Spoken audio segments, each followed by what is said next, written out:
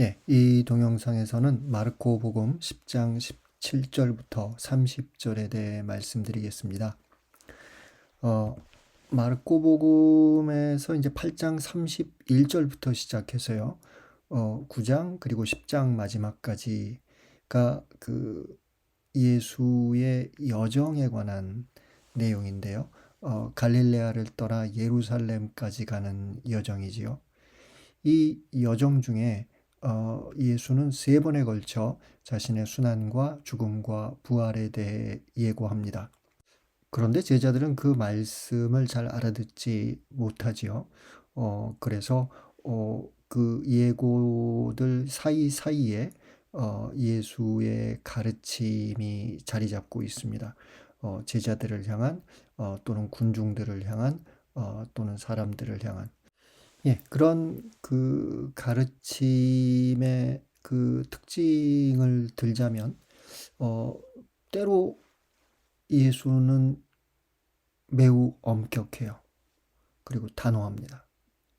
또 어떤 경우에는 매우 관대하고 자애로운 스승의 모습을 보여줍니다.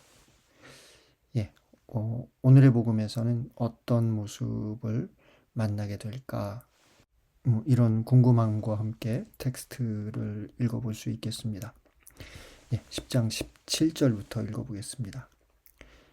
예수님께서 길을 떠나시는데 어떤 사람이 달려와 그분 앞에 무릎을 꿇고 선하신 스승님, 제가 영원한 생명을 받으려면 무엇을 해야 합니까? 하고 물었다. 그러자 예수님께서 그에게 이르셨다. 어찌하여 나를 선하다고 하느냐? 하느님 한 분 외에는 아무도 선하지 않다. 너는 계명들을 알고 있지 않느냐? 살인해서는 안 된다. 간음해서는 안 된다. 도둑질해서는 안 된다. 거짓 증언을 해서는 안 된다. 횡령해서는 안 된다. 아버지와 어머니를 공경하여라. 예, 길을 떠나시는데 17절에 뭐 이런 내용이 나오죠. 예수는 지금 그 예루살렘을 향한 여정을 계속하고 있다는 겁니다. 그 여정의 끝에는 예수의 십자가가 자리하고 있습니다.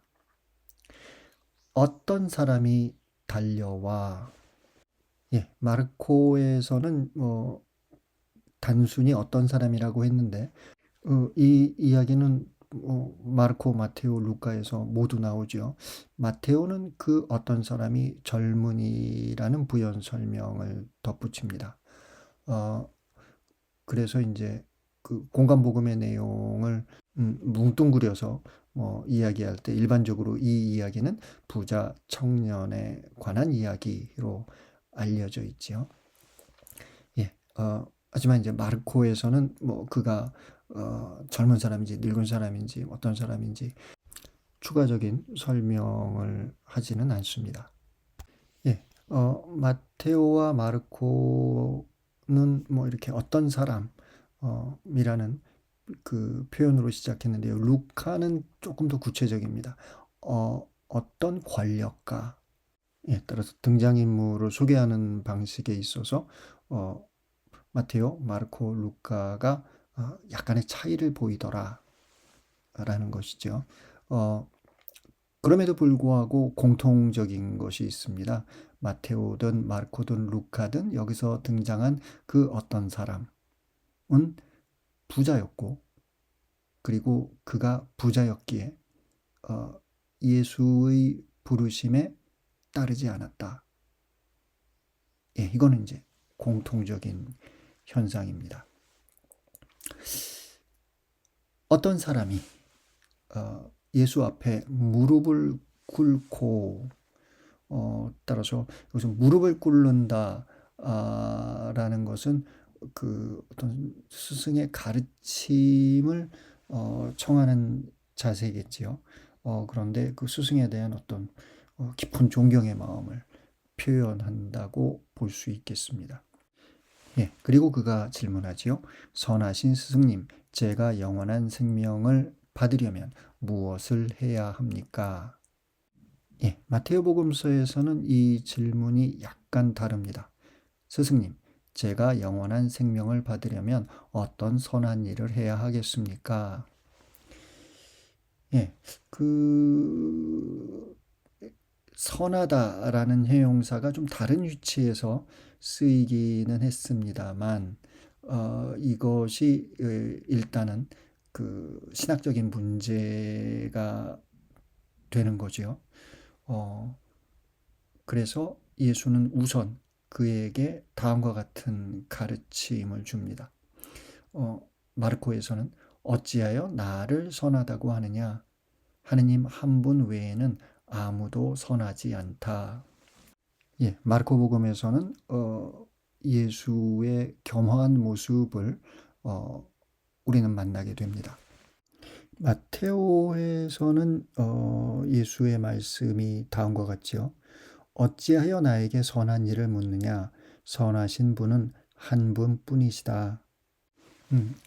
그러니까 마테오에서는 유일한 그 선인 하느님께서 이미 어떻게 하라고 가르쳐 주셨는데 뭐 나에게 왜 선한 일이 무엇이냐고 묻느냐. 이미 그런 선하신 하느님이 선한 그 삶을 살아가라고 말씀하신 그런 계명들이 있지 않느냐라는 뜻이지요.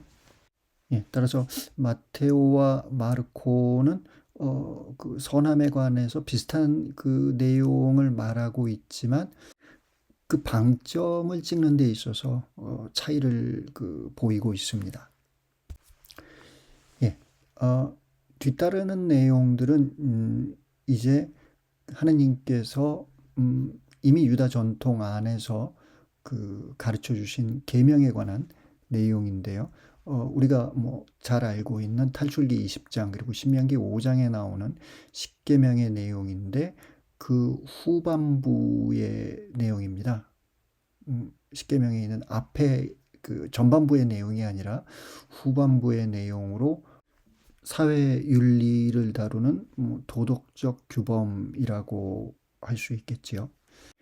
예, 주석가들은 이 대목에서 뭐 다른 내용들은 다 탈출기와 신명기에서 나오는데 횡령해서는 안 된다라는 것은 그 구약에서는 발견되지 않는다라는 점을 그 지적합니다. 어, 여기서 뭐 그리고 이제 탈출기와 신명기에 나오는 십계명과 순서가 약간 다르다라는 것 역시 이제 주석가들은 지적을 합니다. 예, 20절부터 텍스트를 보겠습니다. 그가 예수님께 스승님, 그런 것들은 제가 어려서부터 다 지켜왔습니다 하고 대답하였다. 예수님께서는 그를 사랑스럽게 바라보시며 이르셨다. 너에게 부족한 것이 하나 있다. 가서 가진 것을 팔아 가난한 이들에게 주어라. 그러면 내가 하늘에서 보물을 차지하게 될 것이다. 그리고 와서 나를 따라라. 그러나 그는 이 말씀 때문에 울상이 되어 슬퍼하며 떠나갔다. 그가 많은 재물을 가지고 있었기 때문이다. 예, 그 어떤 사람이 스승님, 그런 것들은 제가 어려서부터 다 지켜왔습니다. 라고 대답하죠. 굉장히 긍정적인 대답이겠습니다. 그러자 마르코의 예수는 감정을 드러내지요. 예수님께서는 그를 사랑스럽게 바라보시며 예, 그를 대견하게 바라보시는 거죠. 여기까지 굉장히 긍정적인 내용입니다. 이 대목에서 우리가 기억해야 될 것은 요 앞선 내용, 그러니까 마르코 10장 13절부터 16절까지 어린이들에 대해 그 예수가 가르쳤던 내용입니다. 하느님 나라는 이 어린이들과 같은 사람들의 것이다. 예, 그리고 어린이들을 끌어안으시고 그들에게 손을 얹어 축복해 주셨다. 예수의 어떤 다정하고 관대한 그와 같은 모습이죠. 여기서는 또 사랑스럽게 그를 바라보았다라는 묘사가 나오는데요. 그러니까 이제 앞선 내용 어린이들에 관한 내용처럼 계속해서 좀 긍정적인 내용이 나오는구나라고 우리가 기대할 수 있을 것 같습니다. 예, 그런데 이제 뒤따르는 말씀이 이제 문제가 되는 거죠. 너에게 부족한 것이 하나 있다.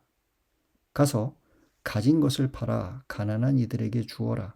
그러면 내가 하늘에서 보물을 차지하게 될 것이다. 그리고 와서 나를 따라라.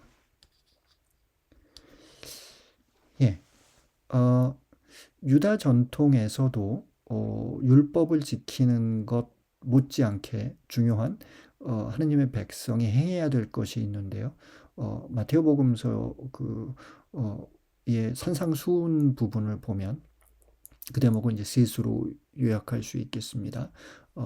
기도, 자선, 단식. 따라서 이 자선이라는 것이 유다 전통에서도 굉장히 중요한 그와 같은 내용이지요. 그런데 여기서 예수의 가르침은 조금 극단적입니다. 예, 열왕기 상권 19장을 보면 엘리야가 엘리사를 부르는 장면이 나오는데 이때 엘리사가 자신이 밭을 갈기 위해 갖고 있던 겨릿소들을 모두 잡아서 사람들에게 주어서 먹게 하고 그런 다음 엘리야를 따라 나서지요. 예, 부르심과 떠남이라는 그 테마가 여기서 나오게 됩니다. 그 어떤 사람이 구했던 것은 영원한 생명인데 그 영원한 생명을 얻기 위해서는 예수 그리스도를 따라야 하고 그 예수 그리스도를 따르기 위해서는 그 어떤 사람은 자신의 현재를 떠나야 하는 것이지요. 그것이 그에게는 매우 힘든 선택이었던 것 같습니다. 그래서 그는 울상이 되어 슬퍼하며 떠나갔다라고 마르코는 전합니다. 그리고 그 이유를 분명하게 밝히지요. 그가 많은 재물을 가지고 있었기 때문이다. 예, 이 대목에서 우리는 창세기 12장에 나오는 그 아브라함의 떠남을 함께 연결시켜서 생각해 볼 수도 있겠습니다. 너의 고향과 친족과 아버지의 집을 떠나 내가 너에게 보여줄 땅으로 가거라 라는 하느님의 부르심에 아브라함은 응답합니다. 마르코의 상황에서 보자면 어떤 사람이 그리스도인이 되어 그리스도 공동체로 들어오게 되었을 때 우리가 사도행전에서 읽듯이 자신이 갖고 있는 것을 팔아 공동체와 함께 나누어 쓰는 그와 같은 모습들, 그것이 여기에 반영되어 있다고 볼 수도 있겠습니다. 아무튼 그와 같은 자선의 행위를 통해 너는 하늘에서 보물을 차지하게 될 것이다 라는 것은 유다 전통의 관점에서 보더라도 조금 극단적이긴 하지만 이해할 수 없는 것은 아닙니다. 하지만 거기서 그쳐서는 안 되는 것이죠. 그리고 나서 와서 나를 따라라. 예, 예수 그리스도를 따르는 것, 그것이, 그리고 그것만이 영원한 생명에 이르는 길이라는 것입니다. 다음 텍스트를 보겠습니다. 예수님께서 주위를 둘러보시며 제자들에게 말씀하셨다. 재물을 많이 가진 자들이 하느님 나라에 들어가기는 참으로 어렵다. 제자들은 그분의 말씀에 놀랐다.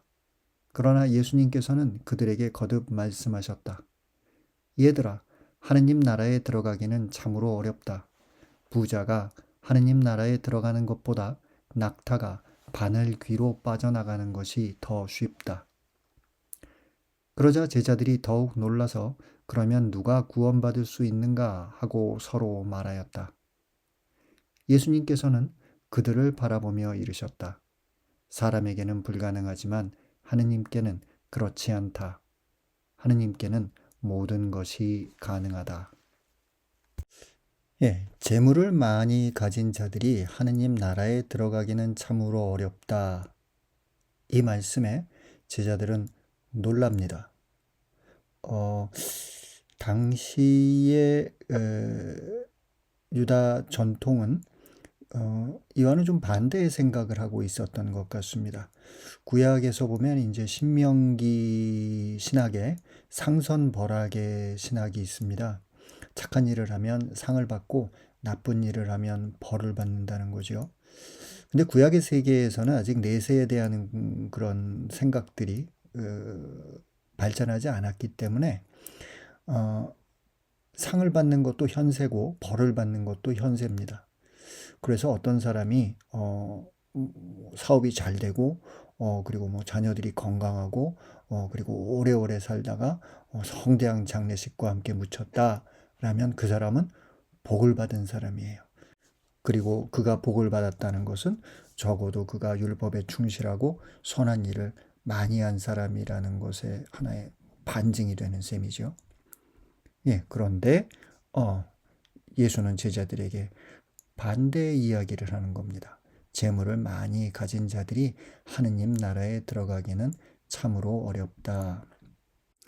예, 물론 예수 시대에 그 헬레니즘 사상에서는 이런 비슷한 생각을 가졌던 사람들이 있었습니다. 그리고 구약 그 지혜문학에서도 재물에 대한 집착이 인간을 불행하게 만들고 하느님으로부터 멀어지게 한다라는 그런 그 생각들이 발견됩니다. 그럼에도 불구하고 유다 사상의 내지는 유다 전통의 주류는 신명기 그 신학의 그런 상선벌악의 신학을 갖고 있었는데 또 일부는 그것을 그런 상선벌악의 신학을 과도하게 해석했었는데 예수는 거기에 정반대되는 거기에 맞서는 말씀을 하시는 거지요. 제자들이 그 말씀에 놀라자 예수는 다시 한번 강조합니다. 얘들아, 하느님 나라에 들어가기는 참으로 어렵다. 부자가 하느님 나라에 들어가는 것보다 낙타가 바늘 귀로 빠져나가는 것이 더 쉽다. 예, 예수님이 제자들을 얘들아, 마치 어린이들을 부르듯이 부르시지요. 예, 앞선 어떤 사람은 그 가진 것을 그 팔아서 가난한 사람들에게 나누어주고 나를 따라오너라라는 그런 그 예수 말씀을 듣고 울상이 되어 슬퍼하며 돌아갔지만 예수를 따르는 제자들 그들은 마치 아이들처럼 그 여기서 표현되는 거지요. 그 요 앞선 대목에서 하느님 나라는 어린이들과 같은 이들의 것이다라는 그런 예수 말씀이 그 있었지요. 그리고 여기서 제자들을 얘들아, 예, 굉장히 어떤 친밀한 그런 언어로 제자들을 부르고 있는 예수의 모습을 만납니다. 부자가 하느님 나라에 들어가는 것보다 낙타가 바늘 귀로 빠져나가는 것이 더 쉽다. 예, 이 부분이 뭐 어떻게 좀 과장이 심한 거 아닌가라고 생각을 해서 어떤 주석가들은 그 낙타를 약간 그 철자를 바꿔서 밧줄이라고 읽을 수는 없을까? 뭐 이런 생각을 합니다. 예, 부자가 하느님 나라에 들어가는 것보다 밧줄이 바늘기로 빠져나가는 것이 더 쉽다. 또는 이제 어떤 주석가들은 옛날 기록을 보면 그 예루살렘에 그 바늘문이라는 그런 작은 문이 있었다고 기록에 남아 있는데 여기서 바늘귀라는 것은 그 문을 뜻하는 것이 아닐까 뭐 이런 생각을 하기도 합니다. 예, 텍스트를 고치든 고치지 않든 중요한 것은 부자가 하느님 나라에 들어갈 수 있는 가능성은 거의 아주 희박하다라는 말씀으로 우리가 이 대목을 알아듣는데 뭐 큰 문제는 없을 것 같습니다. 그러자 제자들은 더욱 놀라지요. 그런 상선벌악의 신학 또는 상선벌악의 신학에 대한 그런 그 일상화된 과도한 해석들, 거기에 익숙한 제자들은 그러면 누가 구원을 받을 수 있는가라고 서로 말합니다. 예. 마테오 복음서에서도 보면 그 산상수훈의 그 마지막 부분이죠. 7장 13절에 보면 다음과 같은 예수 말씀이 나옵니다. 너희는 좁은 문으로 들어가라. 예, 구원을 위해서는 더 좁은 문, 더 힘든 그 삶의 길, 그런 십자가를 지고 가는 삶, 이것이 결국 구원의 길이다라는 뜻으로 우리가 이 대목을 알아들을 수 있겠죠. 예. 하지만 제자들은 당연하게도 오늘의 교회가 갖고 있는 그런 구원관 내지는 내세관, 하느님 나라의 생각들 이런 것을 아직까지 세워나가지 못한, 따라서 유다 전통 내지는 신명기 신학 뭐 이런 것들에 익숙한 제자들에게는 이 예수 말씀이 몹시 생소했고 어떻게 알아들어야 될지 쉽지 않았을 것입니다. 예, 27절에서 이제 예수 가르침의 마지막 대목이지요. 사람에게는 불가능하지만 하느님께는 그렇지 않다. 하느님께는 모든 것이 가능하다. 이 말씀은 단지 부자에게 관련된 말씀이라기보다는 누가 구원받을 수 있는가라는 구원에 관한 문제라고 우리가 좀 일반화하여 이 대목을 우리가 알아듣는 것이 더 좋을 것 같습니다. 네. 우리 중에 구원받을 수 있는 사람은 도대체 누군가? 거기에 대해서 그 구원이라는 것은 사람에게는 불가능하지만 인간의 능력으로 스스로 도달할 수 있는 것은 아니지만 하느님은 그것을 가능하게 하신다. 예, 교회 신학의 한 부분이죠. 은총론. 예, 우리에게 있어서 구원이란 무엇인가? 그것은 은총의 사건이다. 인간이 노력해서 또 인간이 어떤 능력을 개발해서 인간이 어떤 자아를 실현해서 도달하는 그런 그 무엇이 아니라 그것은 하느님께서 우리에게 주시는 선물이다라는 것이죠. 사람에게는 불가능하지만 하느님에게는 가능한 것. 예, 이렇게 설명의 말씀은 드렸지만 이 대목은 오늘의 교회에게 있어서 매우 해석하기 쉽지 않은 대목입니다. 더군다나 예, 오늘의 교회가 살아가고 있는 세상은 자본주의, 사유재산과 같은 것들이 지배하는 그런 세상이지요. 사람들도 역시 욕망하는 것에 대해서 죄의식을 갖지 않는 그런 점에서 이제 중세와는 굉장히 구분되는 그런 세상이라고 볼 수 있겠는데요. 예.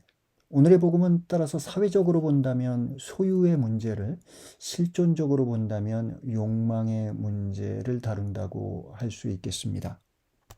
예, 작게 본다면 부와 소유를 또는 부자들을 그리스도인들은 어떻게 대해야 하는가라는 질문이 오늘의 복음에 담겨 있는 질문이고요.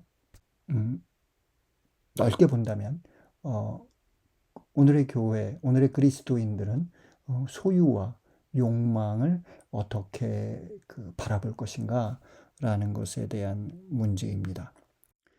신명기 신학은 물질적 풍요로움을 하느님의 축복으로 본 것이죠. 반면에 오늘의 말씀과 또 신약 성경의 다른 부분에 담겨 있는 그런 텍스트들을 바탕으로 한 그리스도교 윤리는 그런 소유에 대한 인간의 욕망과 집착이 우리들을 구원으로부터 멀어지게 한다라는 기본적인 틀을 갖고 있습니다. 오늘의 교회의 입장에서 본다면 우리에게 주어진 그 여러 가지 어떤 풍요로움들, 또는 잘 살기 위해서 노력하는 인간의 모습, 등등을 죄악시하기보다는 하나님의 축복, 또 하나님의 선물로 우리가 그것을 이해할 수 있을 것 같습니다. 하지만 그와 같은 욕망이 탐욕으로 바뀔 때, 어떤 물질적 그 부에 대한 그 집착 아래에서 인간은 스스로 불행해지고 구원으로부터 멀어진다라고 생각할 수 있겠습니다. 따라서 하나님께서 우리에게 주신 것을 우리가 기쁘게 받아들이고 이웃들과 나누는, 유다 전통은 자선이라고 불렀던 그런 나눔의 삶을 기쁘게 살아가는 것, 그것도 좋은 모습이고, 하지만 그것을 뛰어넘어 그 모든 것이 하느님의 것이구나 라는 그런 깨달음 아래서 예수 그리스도의 부르심에 응답할 수 있는, 언제든 그것들을 떠날 수 있는 이런 준비된 삶, 그것이 어떤 그리스도인의 정체를 결정한다라고 오늘의 텍스트를 재해석해 볼 수 있겠습니다. 28절부터 읽겠습니다. 그때 베드로가 나서서 예수님께 말하였다. 보시다시피 저희는 모든 것을 버리고 스승님을 따랐습니다. 예수님께서 말씀하셨다. 내가 진실로 너희에게 말한다. 누구든지 나 때문에 또 복음 때문에 집이나 형제나 자매, 어머니나 아버지, 자녀나 토지를 버린 사람은 현세에서 박해도 받겠지만 집과 형제와 자매와 어머니와 자녀와 토지를 100배나 받을 것이고 내세에서는 영원한 생명을 받을 것이다. 그런데 첫째가 꼴찌되고 꼴찌가 첫째 되는 일이 많을 것이다. 베드로가 다시 등장하지요. 그리고 이렇게 이야기합니다. 보시다시피 저희는 모든 것을 버리고 스승님을 따랐습니다. 베드로는 예수에게 이 말을 하면서 그러니까 너희에게는 구원이 보장되었다, 뭐 이런 말씀을 기대했는지도 모르겠습니다. 그런데 예수는 그런 베드로의 그 말에 굉장히 일반화된 대답을 전하는데, 이 내용은 사실상 신약 성경에서 반복되는 그런 말씀이기도 합니다. 예를 들어 마테오 복음 5장에서 진복 8단에 뒤이어 9번째 행복 선언이 나오는데요. 다음과 같은 내용이죠. 사람들이 나 때문에 너희를 모욕하고 박해하며 너희를 거슬러 거짓으로 온갖 사악한 말을 하면 너희는 행복하다. 기뻐하고 즐거워하여라. 너희가 하늘에서 받을 상이 크다. 구약에서 보면은 욥이라는 인물이 떠오르죠. 그렇게 하나님께 충실했던 욥에게 하나님께서는 사탄이 욥으로부터 뺏어간 그 모든 것을 2배로 돌려주셨다라는 이야기를 우리는 기억합니다. 오늘의 복음에서 예수는 100배를 약속하지요. 현세에서는 100배의 보상을 받을 것이고 내세에서는 영원한 생명을 받을 것이다 라는 엄청난 약속을 합니다. 어떤 사람들은 이 대목을 터무니없다고 생각할 수 있겠습니다. 하지만 여기서 얘기하고 있는 것은 그렇게 예수 그리스도를 따라 나선 그리스도인들은 그들이 이룬 공동체 안에서 현세적으로도 행복할 것이고 내세적으로는 구원될 것이다 라는 이런 가르침으로 우리가 이 대목을 알아들을 수 있겠습니다. 따라서 이제 마지막 부분을 이제 종말론적 그 가르침으로 우리가 알아들을 수가 있는데요. 그것은 오늘의 복음에서는 30절까지만 우리가 읽었지만 그 전체적으로 텍스트를 마무리하는 31절에서 분명하게 드러납니다. 첫째가 꼴찌되고 꼴찌가 첫째되는 이들이 많을 것이다. 이건 사실 구약부터 그 이어져 오는 그런 그 종말론적인 그 그림 위에서 우리가 그것을 알아들을 수 있는데요. 특히 구약의 묵시문학에서부터 어떤 그림이 있냐면 이 그 세상의 질서와 천상의 질서가 있는데 그것들은 역전되어 있다. 그러니까 지상의 그 불완전한 질서는 천상의 질서를 거꾸로 뒤집어 놓은 것처럼 그 보인다. 그런데 종말이 오면, 그러니까 천상의 질서가 이제 지상에서도 실현되게 되면 그 모든 것들이 온전한 상태로 뒤집힐 것이다. 예, 그런 생각을 그 가장 그 쉬운 말로 표현한 것이 바로 31절의 내용이죠. 첫째가 꼴찌되고 꼴찌가 첫째 되는 새로운 질서. 예, 그것이 바로 하느님 나라의 도래와 함께 이루어질 새 하늘과 새 땅이라는 것입니다. 오늘의 복음을 시작하면서 어떤 사람은 예수에게 와서 영원한 생명을 얻기 위해서 무엇을 어떻게 했으면 좋겠습니까? 라는 질문을 던지죠. 거기서 핵심은 영원한 생명입니다. 그런데 중간으로 오면서 예수는 하느님 나라에 관해서 이야기하지요. 하느님의 나라에 들어가는 것. 그렇게 부자가 이 세상의 물질적인 부에 집착하는 사람은 앞으로 올 세상인 하느님 나라에 들어가기 어렵다. 그 질서를 받아들이지 못할 것이다. 라는 말씀으로 우리가 전체적인 흐름을 알아들을 수 있겠고, 마지막 그렇게 모든 것을 버리고 스승님을 따랐습니다. 라는 베드로에게, 또 베드로로 대표되는 제자들에게는 너희에게 현세에서는 그리스도 공동체라는 보상이 주어지고, 그리고 내세에서는 영원한 생명이라는 구원의 현실이 실현될 것이다. 예, 이런 어떤 흐름으로 오늘의 복음의 전체적인 흐름을 우리들이 알아들을 수 있겠습니다. 영원한 생명과 하느님 나라. 오늘날 그 자연과학에서 뭐 중요한 질문 중에 하나가, 그리고 가장 기초적인 질문 중에 하나가 시간, 타임과 공간, 스페이스를 어떻게 해석할 것인가에 관한 문제인데요. 하느님 나라와 영원한 생명을 그의 그 대비해서 우리가 생각해 볼 수 있을 것 같습니다. 하느님 나라란 곧 종말론적 공간, 종말론적 스페이스를 말하고, 영원한 생명이란 종말론적 시간, 종말론적 타임을 말한다라고 생각하는 것이지요.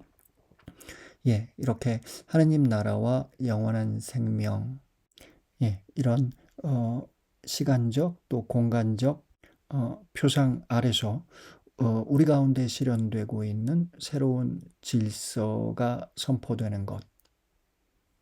예, 그것이 바로 예수 운동의 본질이었다라는 생각으로 오늘의 텍스트를 다시 한번 성찰해 보게 됩니다.